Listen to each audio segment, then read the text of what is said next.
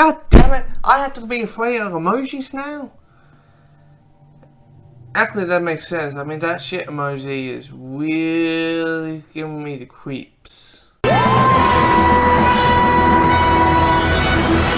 Doctor Who Series 10, Episode 2, titled Smile, and this episode is about the Doctor and Bill stepping into the future and finding themselves in a homing-based colony that's in like a middle of a country farm. The problem is, no one else is there. No people, no animals, no life form of any kind, but just them two.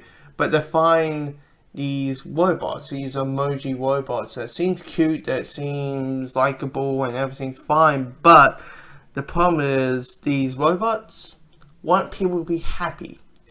And when people are not happy, for whatever reason is, they will eliminate that happiness permanently. I found this episode a big improvement from last week. I wasn't a big fan of the pilot, mainly because I wasn't a big fan of the introduction of Bill. With this one, it is back to basics. We arrive on a planet or in the future or the past, and there's this threat, and the Doctor and the companion has to stop the threat by blowing something up or do a giant big Doctor speech.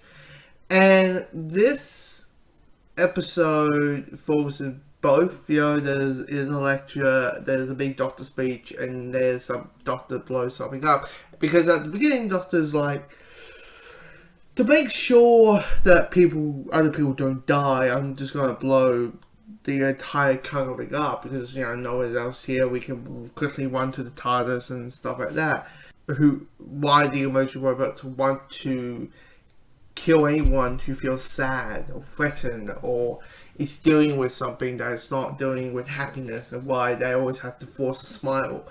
And the reason is, and I am probably going to give away spoilers a lot in this episode, is mainly because of they're pretty much a new species. They're robots. They don't understand a pain. They don't understand a grief and emotions and things that make us human. And for them, any sort of sadness is dangerous. It's a threat. So they believe anyone who feels a sense of sadness needs to be taken away.